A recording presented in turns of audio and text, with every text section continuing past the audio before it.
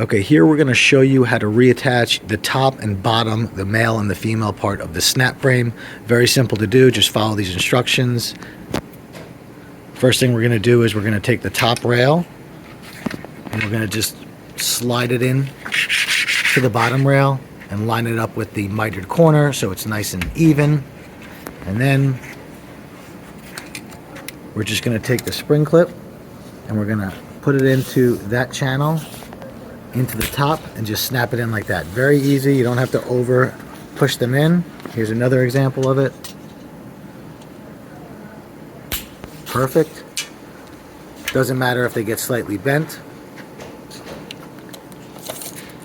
And then ideally we do between 8 to 12 inches in spacing depending on the size of the rail, but you can kind of just measure out what you have there.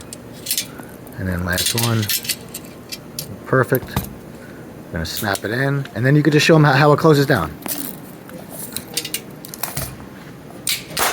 Boom. There you go.